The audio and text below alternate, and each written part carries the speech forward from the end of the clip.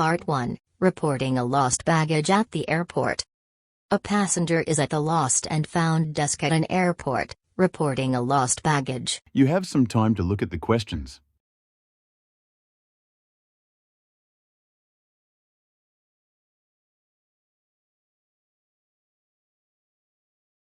Airport staff.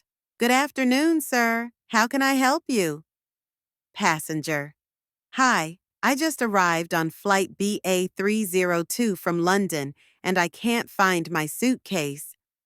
Airport staff. I'm sorry to hear that. Let me take some details to help locate your baggage. Could you please tell me your name? Passenger. Yes, my name is Michael Thompson. Airport staff. Thank you, Mr. Thompson. Can you describe your suitcase?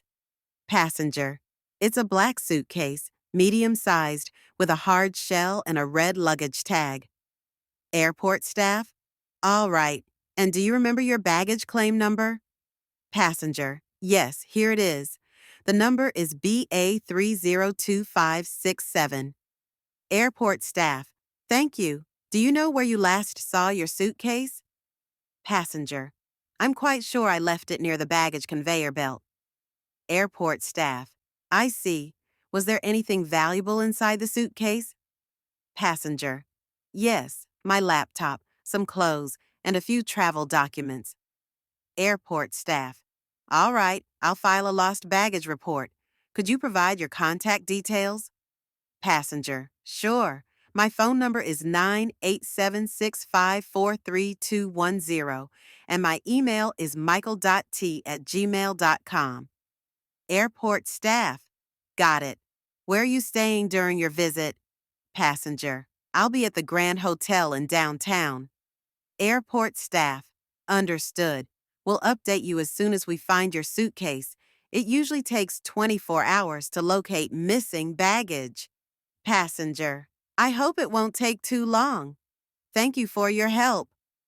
Airport staff. You're welcome. Here's your report number for reference.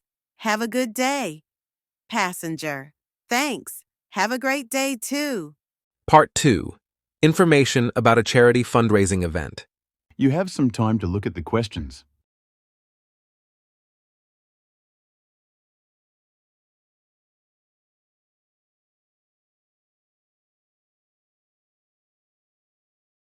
Hello, everyone, and thank you for your interest in our upcoming charity fundraising event. I'm delighted to share all the details with you today. This event is being organized by the Helping Hands Foundation to support underprivileged children's education. It will take place on Saturday, April 20th at Greenwood Community Hall, starting at 5 p.m. and continuing until 10 p.m. We have planned a variety of activities to make the evening both enjoyable and meaningful. There will be a charity auction where guests can bid on unique handmade items, artwork, and exclusive experiences. We will also have a live music performance by a well-known local band and a special guest speaker who will share inspiring stories about the impact of our foundation's work. For food lovers, there will be a buffet dinner with a selection of vegetarian and non-vegetarian dishes.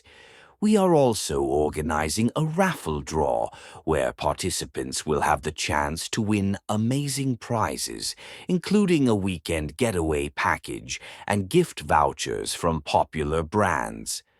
Tickets for the event are priced at £30 per person, and all proceeds will go directly to funding educational programs for children in need.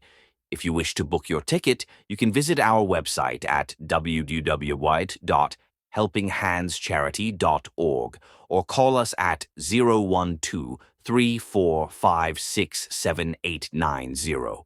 Additionally, we welcome any volunteers who would like to help us set up the venue or assist during the event. If you're interested, please send an email to volunteer@helpinghands.org.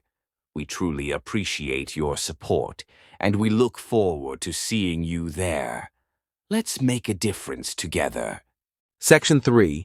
A professor and students discussing a biology experiment. You have some time to look at the questions.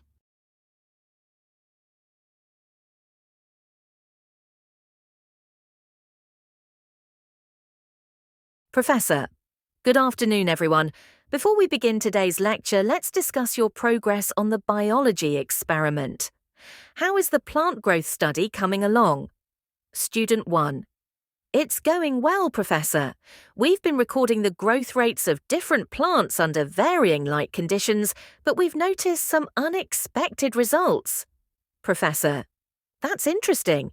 Can you explain what you've observed? Student 1. Sure. We expected the plants under full-spectrum light to grow the fastest, but surprisingly, the ones under partial shade are growing at almost the same rate. Professor, that is indeed surprising. Did you control other factors such as water and soil quality? Student 2. Yes, we made sure all the plants received the same amount of water and were planted in identical soil. We think the temperature differences in different light conditions might be affecting the results.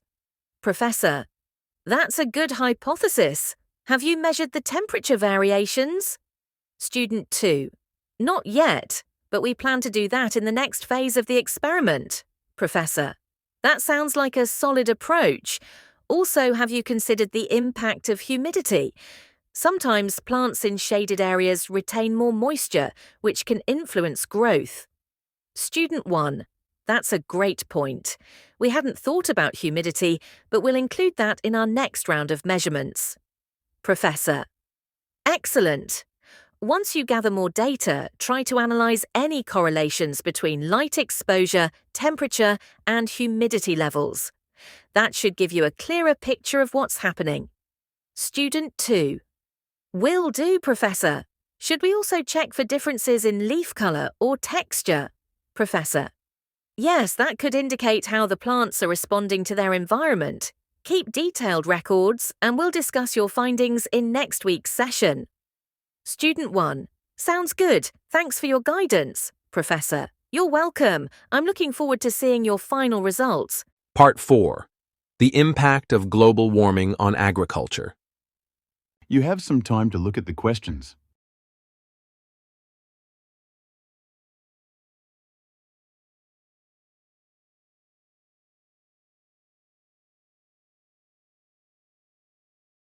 Good morning, everyone.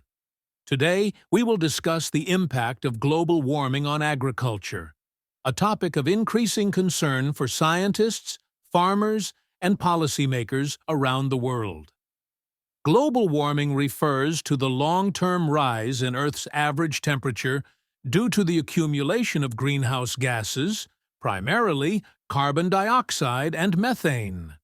This rise in temperature has significant consequences for agricultural production, affecting crop yields, soil quality, and food security. One major impact of global warming on agriculture is changes in weather patterns. As temperatures rise, many regions are experiencing more extreme weather conditions, such as prolonged droughts, heat waves, and intense rainfall. These unpredictable weather patterns make it harder for farmers to plan their planting and harvesting seasons. Another serious concern is water scarcity. Many agricultural areas depend on consistent rainfall or irrigation systems, but higher temperatures lead to increased evaporation, reducing soil moisture and water availability. Crops like wheat, rice, and maize, which require a stable water supply, are particularly vulnerable. In addition, rising temperatures contribute to soil degradation. Higher temperatures speed up the breakdown of organic matter in soil, reducing its fertility. This forces farmers to use more fertilizers, which can further damage the environment. Global warming also leads to the spread of pests and diseases. Warmer temperatures create ideal conditions for pests, like locusts, and crop diseases to thrive. In many regions, farmers are witnessing higher crop losses due to these factors, leading to reduced agricultural productivity. Furthermore, changes in CO2 levels can have mixed effects. While some plants may benefit from increased carbon dioxide, which can boost photosynthesis, this advantage is often outweighed by the negative effects of heat stress and reduced water availability. The impact of global warming on agriculture is not uniform. Some regions, particularly those closer to the poles, may experience longer growing seasons due to milder winters. However, in tropical and subtropical regions, where many developing countries are located, the negative consequences are much more severe, threatening food production and livelihoods. To mitigate these effects, farmers are adopting strategies such as drought-resistant crops, improved irrigation techniques, and sustainable farming practices. Additionally, governments and organizations worldwide are working on policies to reduce greenhouse gas emissions and promote climate-smart agriculture. In conclusion, global warming presents serious challenges to agriculture, affecting food production and security worldwide. While some adaptation strategies can help reduce the impact, long-term solutions require global efforts to address climate change. Thank you for listening. Now it's time to check your answers. You can pause your video.